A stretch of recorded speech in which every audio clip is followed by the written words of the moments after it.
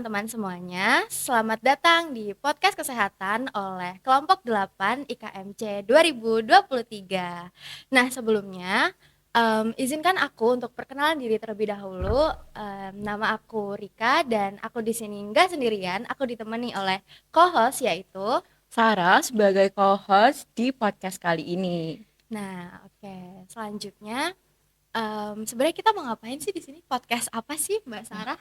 kira-kira kita mau bahas apa ya, Mbak? Kita mau bahas yang lagi happening banget nih di dunia. Apa Oh, ya apa kira-kira, Mbak? tuh? Nih, kita mau bahas tentang monkeypox. Nah, kali ini kita udah menghadirkan satu orang narasumber yang sangat-sangat keren. Ayo, silakan kepada narasumber kita yang sudah hadir di sini untuk memperkenalkan diri. Oke, hai semuanya. Assalamualaikum warahmatullahi wabarakatuh.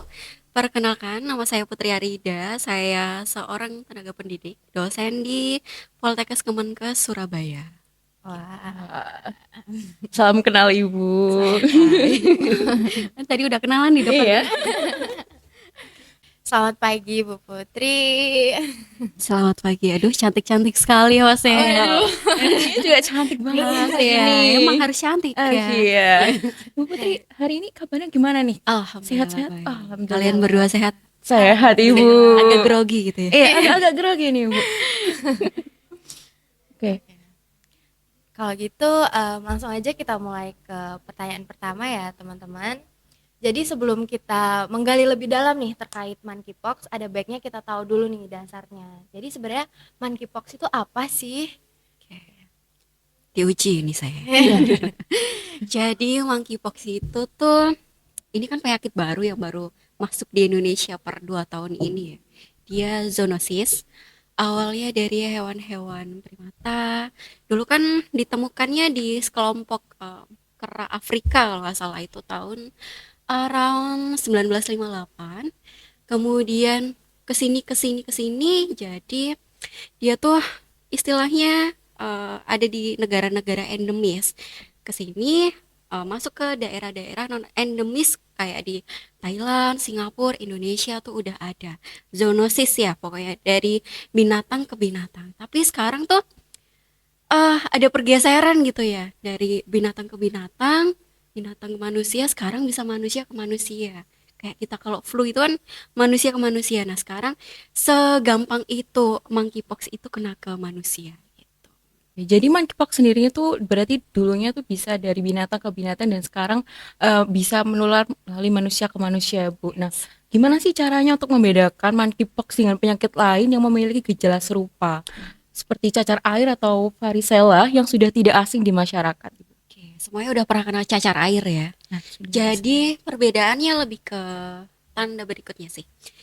Kalau gejalanya itu umum sih sama antara varicella, hampir sama antara varicella sama monkeypox. Demam, ya kita pegel, nyeri, sakit, lemes gitulah istilahnya. Tetapi di kalau di monkeypox itu gejala berikutnya di ruamnya.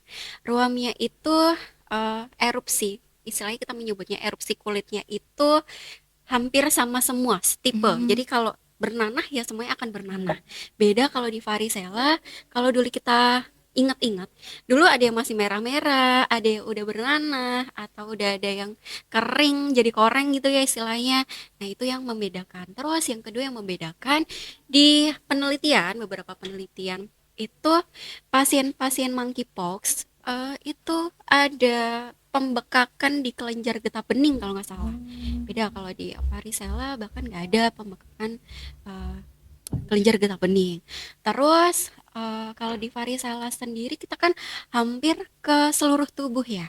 Nah, ini kemarin itu beberapa kali saya baca jurnal, ditemukan bahwasannya pasien-pasien monkeypox itu mereka lebih concern ke daerah genital, di alat kelamin, walaupun ada di tubuh, tetapi mereka berkumpul menyatu di alat-alat genital ya, kayak di rektum, di apa sih, di penis seperti itu. Nggak apa-apa ya agak vulgar, tapi memang seperti itu ciri-cirinya. Benar di seluruh tubuh, tapi ya itu tadi perbedaannya di uh, tanda-tanda ruam lesinya di tempat seperti itu. Begitu. Oh. Berarti tadi kan ada ruam-ruam yang seperti bentuk erupsi gitu ya, Bu. Mm-mm. Nah, apakah kalau misalnya saya kan sehat nih, Oke. terus kayak kontak dengan temen yang misalnya di kulitnya itu ada ruam-ruam erupsi yang bentuknya kayak erupsi itu. Ya. Nah, apakah itu bisa menular ke saya gitu? Oke. Ini berarti kan yang beresiko. Semua orang beresiko. Kita sebagai wanita, terus anak-anak balita, ibu hamil, orang yang punya penyakit imun yang sedang turun kan ada ya beberapa penyakit yang berhubungan sama imunitas. HIV, lupus itu kan imunitas. Terus kita sebagai orang biasa bisa. Karena tadi kamu bilang, Bu, gimana sih kalau kita ada kontak? Karena kamu ada hubungannya nih sama orang-orang yang kontak erat. Nah, pada dasarnya orang-orang yang kena kontak erat ini akan sama-sama diisolasi. Nggak, nggak harus positif, tetapi orang-orang yang kena kontak erat, entah satu rumah atau satu kolega atau satu kampus kayak gini bisa. Dan itu harus sama-sama menjalankan isolasi mandiri. Nggak harus mandiri sih, kalian bisa lapor ke instansi pelayanan kesehatan. Nanti mereka yang akan memberikan informasi selanjutnya apa yang bisa kalian lakukan seperti itu. Isolasinya sama-sama eh, 21 harian gitu. Sampai mungkin kamu bisa timbul gejalanya setelah hari ke-10, hari ke-20 itu bisa seperti itu. Jadi sama-sama diisolasi. Tapi bedanya dulu kalau kita COVID, kalian kalau dulu COVID nggak? Kena COVID nggak? Enggak. Oh, alhamdulillah enggak. Oh, ya, alhamdulillah nggak. Jadi kalau kita COVID serumah itu kan isolasinya bareng-bareng kan. Nah, kalau ini beda, harus di tempat yang berbeda-beda. Alat-alat yang digunakan seharinya pun harus berbeda-beda. Karena ini sangat-sangat riskan dengan kulit ya, kulit skin to skin seperti itu. Jadi sama berisiko. Berarti untuk penyebarannya tuh skin to Skin skin to gitu skin. ya. Bukan kayak kalau COVID kan lebih ke udara Udara lewat dan udara. droplet. Skin to skin yang paling utama ya untuk droplet itu masih dicurigai memang sebagai penularannya. Masih ada penelitian berlanjut droplet, kemudian barang-barang kayak dulu COVID ya, barang-barang yang disentuh sama pasien yang positif seperti itu. Yang dicurigai juga ke arah seperti itu. Oke, Ibu. Jadi mau tanya, kira-kira siapa sih yang lebih beresiko untuk terpapar dari monkeypox ini? Oke, yang lebih beresiko dari orang-orang ini adalah yang pertama adalah orang yang melakukan mobilisasi dari negara endemis ke non endemis seperti biasa, atau biasanya negaranya ini ingat nggak atau pernah baca nggak pasien pertama itu dia habis Eurotrip, padahal di Eropa itu bukan negara endemis, tapi di tahun itu eh di sana tuh sudah ada pasien-pasien monkeypox. Pokoknya orang-orang yang mobilisasinya tinggi antar negara itu beresiko tinggi. Yang kedua jelas tadi orang-orang yang mempunyai penyakit imun berhubungan dengan imunitas HIV seperti itu. Terus ibu hamil, balita itu juga beresiko. Nah, yang terakhir ini penelitian itu di beberapa pasien itu ternyata adalah orang-orang sekelompok orang-orang yang mempunyai seksual yang mungkin berbeda. Biasanya kita menyebutnya man to man, sesama lelaki. Nah, itu pasien-pasien yang kelompok tersebut, area penyebaran erupsi ruamnya itu ada di area genital. Ternyata setelah ditelusur, memang dia mempunyai kelainan seksual di situ. Begitu ceritanya. Berarti salah satu faktor terbesarnya itu karena ada kontak seksual ya. Ya, salah satunya. Oke, berarti faktor yang menyebabkan peningkatan kasus monkeypox itu ada di mobilitasnya sama kontak erat dengan penderita ya. Betul. Nah, kira-kira gimana sih, Bu, langkah-langkah cara pencegahan yang paling efektif untuk mencegah penularan dari monkeypox sendiri di masyarakat? Oke, untuk pencegahan ini ada beberapa tipe sih. Ada beberapa hal. Misal kita pencegahan ke yang orang-orang yang kontak erat. Untuk yang kontak erat ini Kemenkes sendiri sudah melakukan memberikan program, yaitu kayak sama-sama isolasi, tracing ya, pertama tracing, tracing ke kontak erat, dia udah kemana aja, udah bertemu sama siapa aja, sama halnya dulu waktu kita pandemi COVID itu. Terus habis itu ada vaksinasi sih, cuman vaksinasinya ini lebih ke orang-orang yang beresiko tinggi, ke peneliti, dokter, sama-sama orang yang kontak erat. Terus habis itu tadi ya isolasi, sama isolasi 21 hari sama-sama, entah yang pasien positif atau sama yang kontak erat. Kemudian kita sebagai orang yang sehat, jelas PHBS ya, PHBS. Kemana-mana kalau kita ke luar negeri, dan ternyata di luar negeri itu sudah ada pasien monkeypox, maka yang harus dilakukan saat kita tiba, entah tiba ke Indonesia atau apa, itu harus melapor ke kekarantinaan. Kan biasanya ada border khusus ya, dari situ nanti bisa di tracing.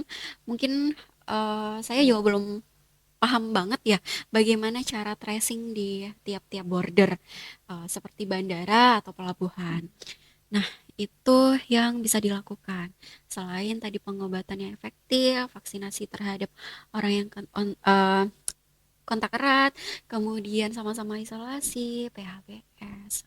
Sama kayak kita dulu ya, kalau kita isolasi ya pakai masker, walaupun belum tentu droplet itu menular, karena yang paling membahayakan ini kan skin to skin, sama harus pakai masker, desinfeksi tangan, tubuh, apa-apa harus dibedakan seperti itu. Itu sih. Oke, berarti PHBS itu salah Iya. satu cara pencegahan yang Oke, kalau orang penting. keseling gimana tadi? Tracing. Tracing. Iya, Kita yang bisa tracing. melakukan orang-orang sanitarian, orang-orang di kekarantinaan itu biasanya tracing. Seperti itu. Bisa kan tracing? Kalau boleh tahu gimana itu Bu Cat?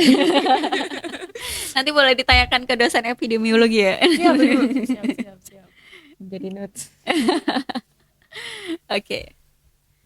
Oke, jadi kesimpulan sedikit dari materi kita kali ini yaitu monkeypox atau cacar monyet adalah penyakit zoonosis yang disebabkan oleh virus monkeypox. Nah, yang membedakan dari cacar air sendiri itu di beberapa pasien monkeypox terdapat pembekakan kelenjar getah bening dan juga untuk lesi kulit itu berbeda. Jadi kalau misalnya di monkeypox terdapat ruamnya itu merata. Nah, sedangkan kalau di cacar air itu beda-beda bentuknya begitu. Nah, untuk isolasinya sendiri juga berbeda dengan COVID. Kemudian penularannya bisa melalui mobilitas masyarakat dari daerah endemis ke non-endemis, dan untuk pencegahannya sendiri bisa dilakukan dengan PHBS, tracing penyakit, dan juga vaksinasi bagi orang-orang yang beresiko terkena penyakit monkeypox.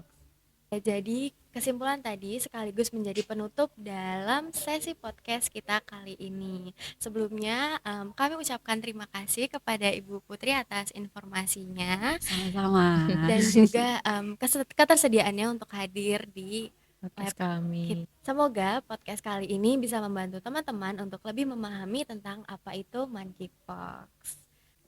Cukup sekian dari kami. Terima Terima kasih. kasih.